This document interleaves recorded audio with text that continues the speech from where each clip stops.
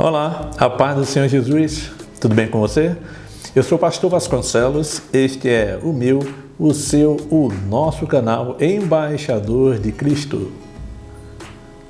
Irmãos, no vídeo de hoje, desde já, eu quero te pedir que você possa ficar conosco até o final. Este é um vídeo que está trazendo uma complexidade muito grande devido a fatos que acontecem em famílias, no seio de muitas famílias, e eu gostaria que você permanecesse até o fim. E se esse fato não acontece com a sua família, que você possa compartilhar, irmão, este vídeo, para que você possa ajudar a muitas pessoas conseguirem resolver este problema. No vídeo de hoje nós estaremos falando sobre o cristão versus a bebida alcoólica. Todos sabem que embriagar-se é pecado. Você tem certeza que usar bebida alcoólica e não se embriagar não é pecado? Jesus fez uso de vinho alcoolizado quando celebrou a sua última ceia, a Páscoa. O apóstolo Paulo mandou o seu discípulo Tiago fazer uso de bebida alcoólica para curar o seu problema de estômago? E se você beber cerveja sem álcool, você estará cometendo pecado? Fique conosco, irmãos, até o final deste vídeo e saiba as respostas para todas essas questões, ok? Sem mais delongas, vamos ao assunto. Quando esse assunto, irmãos, ele é tratado, aborda-se sempre sobre o vinho, se o vinho que a Bíblia fala é um vinho alcoólico ou não. E partimos para a questão de que o Senhor Jesus bebeu vinho alcoólico ou não. Será que realmente ele bebeu vinho alcoólico? Desta forma, irmão, com o passar dos séculos e dos avanços tecnológicos, nós temos atualmente diversas modalidades de bebidas alcoólicas a serem consumidas, uísques, vodkas, cachaças, cervejas, batida, etc. Nós abordaremos, irmão, neste vídeo alguns textos bíblicos que muitas pessoas, na verdade, cristãs, utilizam para justificar a sua permanência em fazer uso de bebida alcoólica no seu dia a dia, deixando de observar outros textos que poderão trazer consequências, não somente para estes que consumem a bebida alcoólica, como também para as pessoas que estão à sua volta, contribuindo inclusive para impedir a salvação destas pessoas. Existem cristãos, irmãos, que têm transformado os seus lares, na verdade, um local de constrangimento. Existem aqueles que ainda mantêm cervejas na sua geladeira, sob a alegação de que estão dentro da sua casa e não bebem para ficar embriagado, e que é isto que a Bíblia condena. Existem inúmeros ministros também, irmãos, sacerdotes, pastores, líderes de grandes ministérios, que não abrem mão em suas reuniões ministeriais, com os seus escolhidos, resolverem os problemas da igreja, quando tem presente sempre sobre as suas mesas, não cervejas, mas garrafas de uísques caros, que são compartilhados com aqueles que coadunam com esse tipo de conduta. Desta forma, muitos não se veem com autoridade para corrigir biblicamente a sua membresia, pois os mesmos também estão envolvidos na prática da bebedice.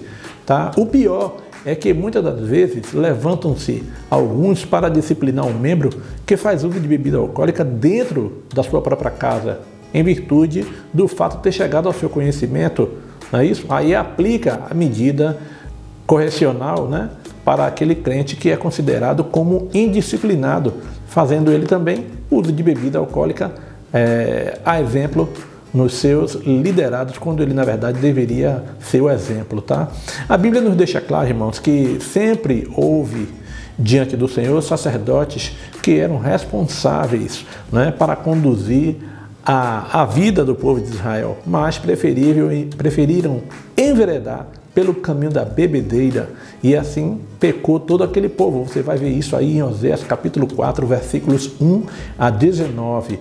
Portanto, irmãos, nós veremos alguns textos dentro das Escrituras Sagradas que nos dão entendimento para o consumo de vinho como bebida alcoólica, ou seja, eles respaldam que você faça o uso, naquela época, fizesse o uso de vinho, na verdade, e o vinho alcoolizado.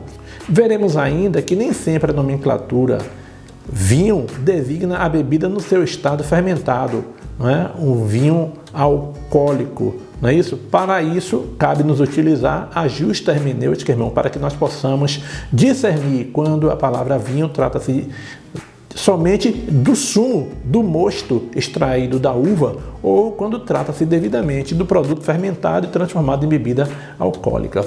O vinho, irmãos, nós entendemos e sabemos que ele tem poder de embriagar. Você vai ver em Gênesis capítulo 9, versículo 21, capítulo 19, versículos 33, que é possível observar que a ingestão do vinho, irmão, leva a pessoa a um estado de embriaguez. E neste estado a pessoa perde a noção do que é certo e errado, né? E procede de maneira tal que ele não procederia se ele estivesse lúcido, né? Nós podemos observar duas situações em que Noé encontrou-se por estar embriagado.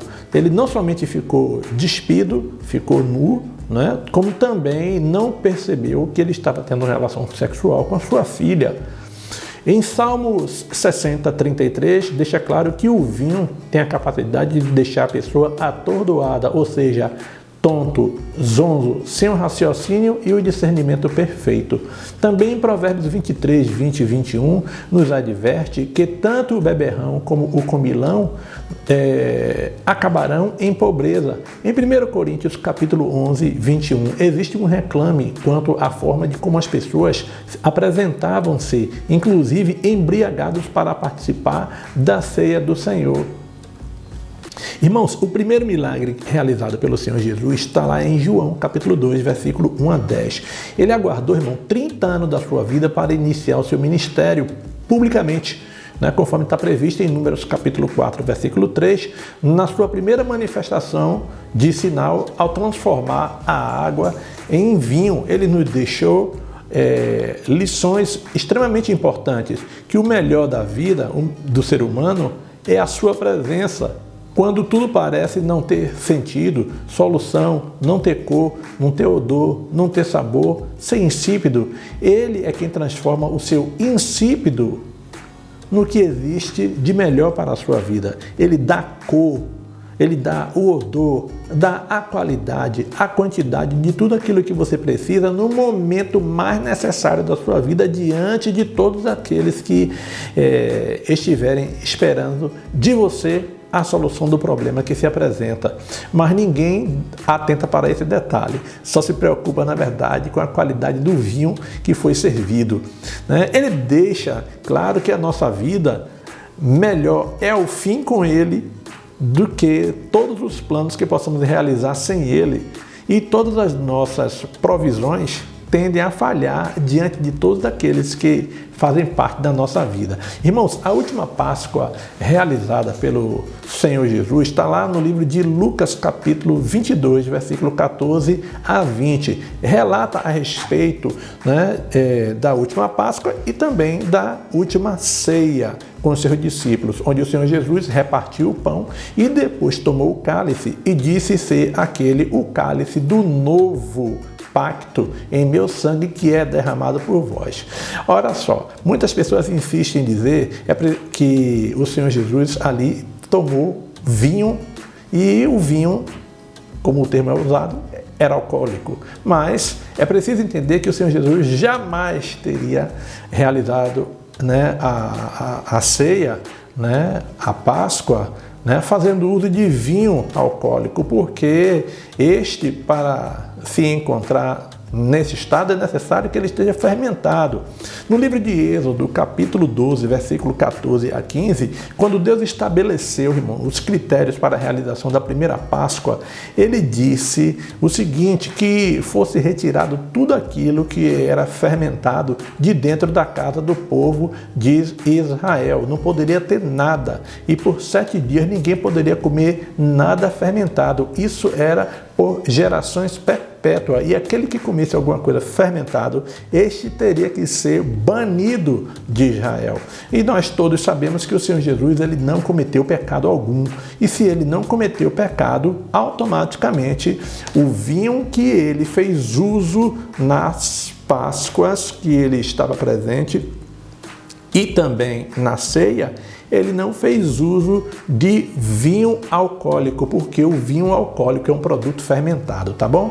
Em 1 Timóteo, irmãos, capítulo 5, versículo 23, nós contemplamos o apóstolo Paulo, né, em uma das suas cartas pastorais, recomendando a Timóteo, né, que para o seu problema estomacal, Timóteo não deveria tomar somente água, mas ele deveria também fazer uso de um pouco de vinho. E muitos insistem que ele estava recomendando o Tiago tomar também o vinho fermentado. Então, irmãos, é sabido também que toda água, né?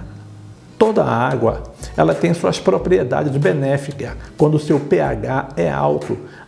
As águas mineral que nós compramos nas ruas, ela quando tem o pH alto, ou seja, o nível da sua alcalinidade está acima de 5, essas garrafas de água, elas são mais caras do que as outras. Pode observar, você vai observar e você vai ver o nível do pH. Então, quando ele tem um pH acima de 5, ela é mais cara. Por quê? Porque ela é uma água suave, ela é uma água bastante leve e você percebe que ela tem um trato melhor do que as outras. Logo, a sua alcalinidade é bastante alta. E naquela época não havia água com pH alto. Pelo contrário, a alcalinidade da água naquela época, por causa do tratamento que era pouco, não era tão alto. Logo, não seria o recomendável para quem estivesse machucado. Então, quando nós atentamos quanto a isso, a situação de Tiago, nós veremos um pouco mais adiante.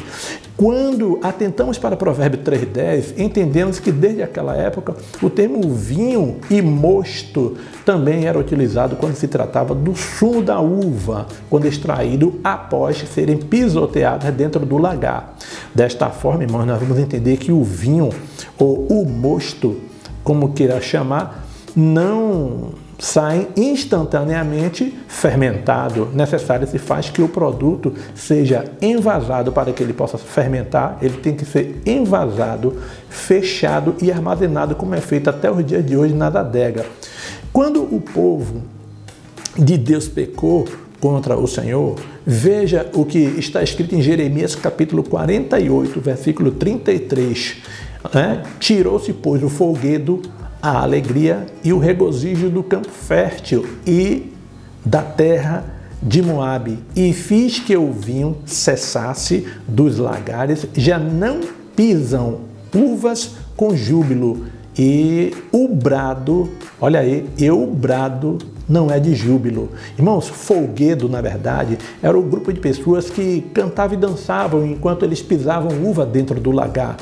Eles pisoteavam as uvas e ali eles cantavam e dançavam com alegria. Por isso, o Senhor tirou isso deles. Devemos observar que o texto está dizendo que o Senhor fez cessar o vinho dos lagares. Ou seja, como vimos há pouco, não é isso? Do lagar não sai vinho no seu estado alcoólico, tá certo? E sim, ele sai no seu estado natural ao ser pisoteado, porque se ele saísse nesse estado alcoólico, teria sido fermentado, e você, enquanto está pisando ali, não tem condições de fermentar. Ele só fermenta depois que ele é envasado e lacrado, fechado, tá certo? E posto para fermentar. Então, desta forma, irmão, nós podemos confirmar a expressão, que a expressão vinho era sim utilizado para significar o mosto, ou seja, o sumo da própria uva, ainda não fermentado. Isso também fica claro no livro de Oséias, no capítulo 9, versículo 2, quando diz que a eira, olha só, irmão, esse detalhe, que a eira, ou seja, a terra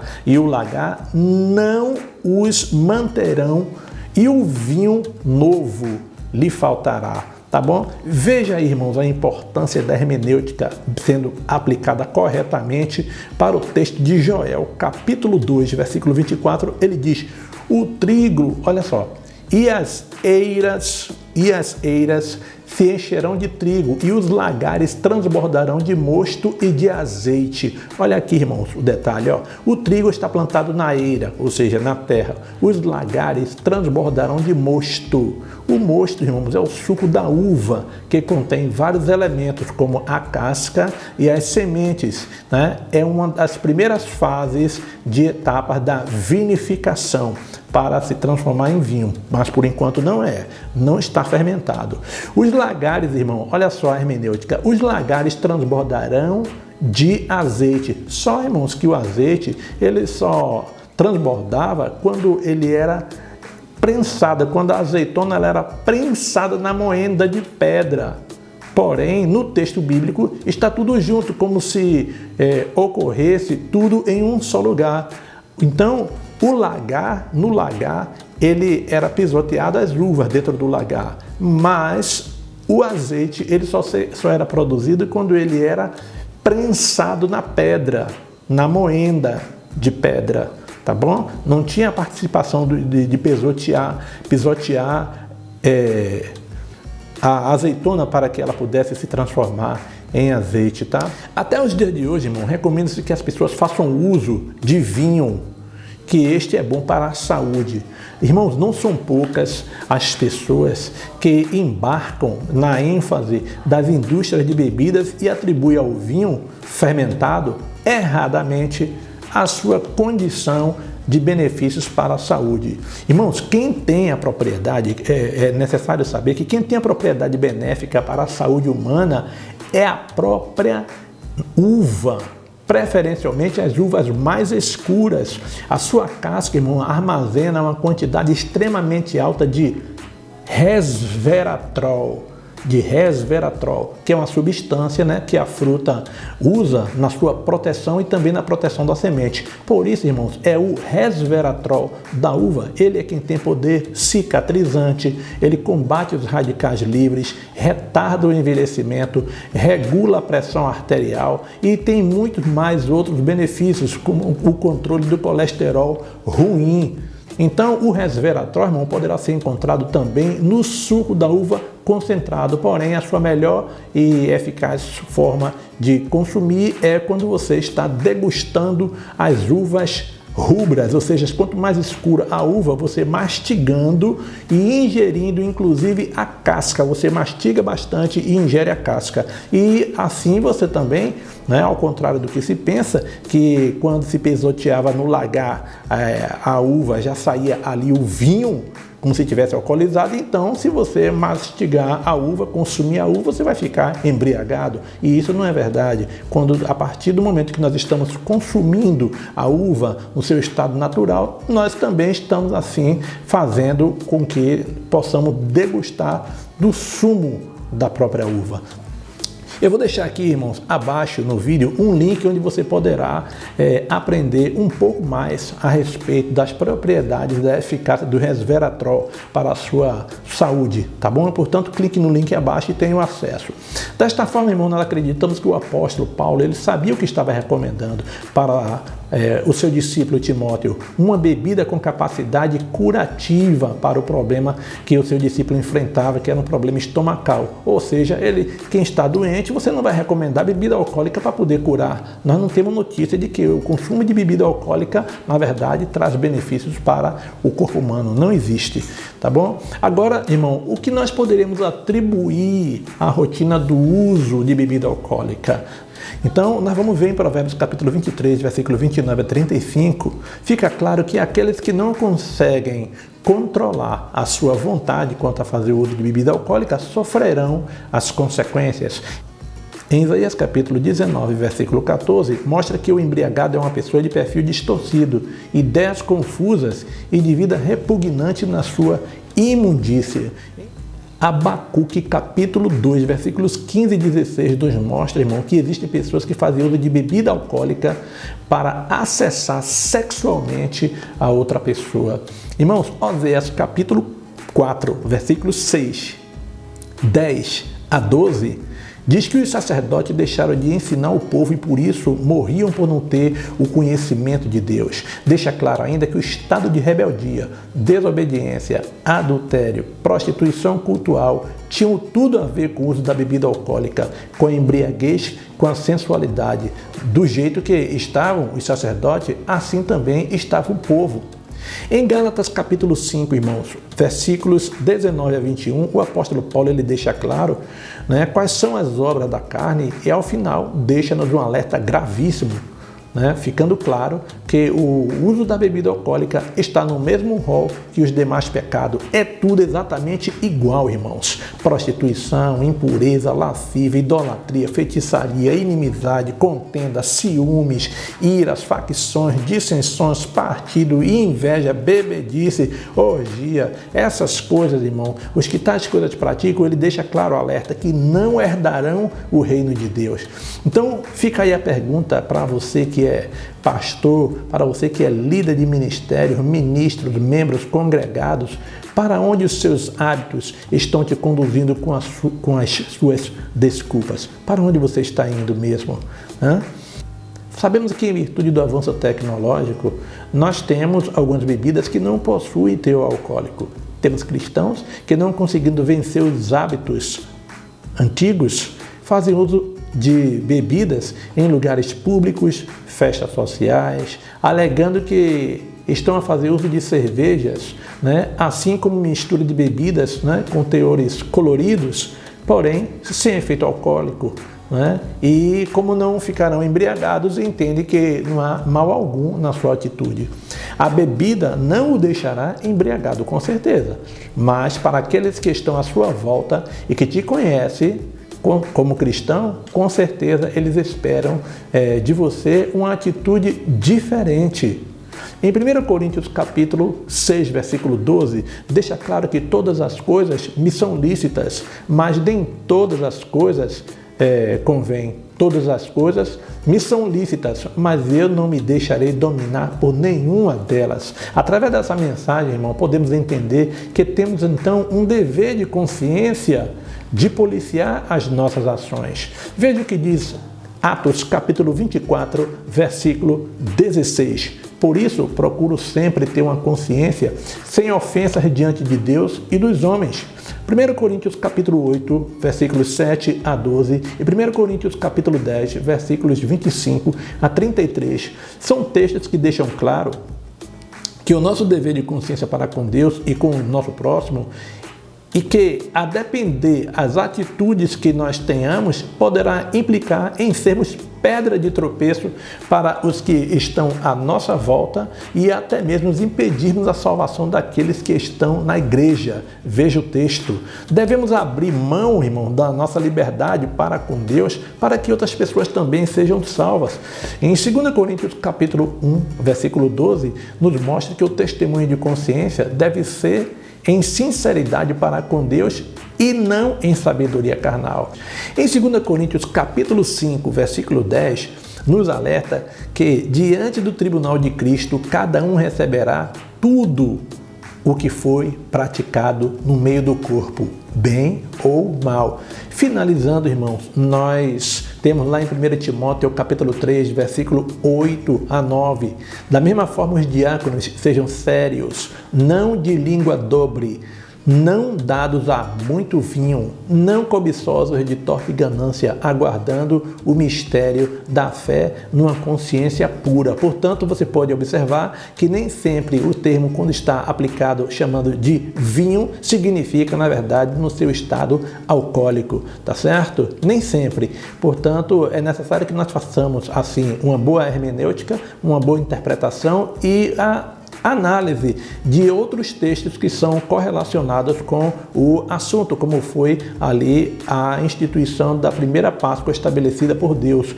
Logo, se o Senhor Jesus ele não cometeu pecado, ele também não tomaria o vinho no seu estado alcoólico para realizar a ceia e a Páscoa, tá certo? Eu te agradeço, irmão, você que ficou até aqui o final deste vídeo, você que não tem esse problema, mas sabe que alguém pode ter, coopere, compartilhe esse vídeo, irmãos.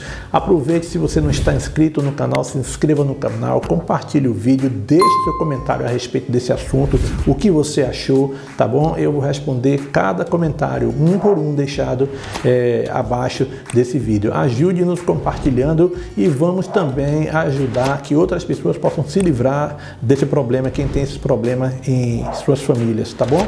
Um forte abraço, continue com Deus, que a graça do Senhor Jesus, o amor de Deus, a comunhão do Espírito Santo seja sobre a sua vida e que nós possamos assim nos encontrar no próximo vídeo, se Deus permitir, tá certo?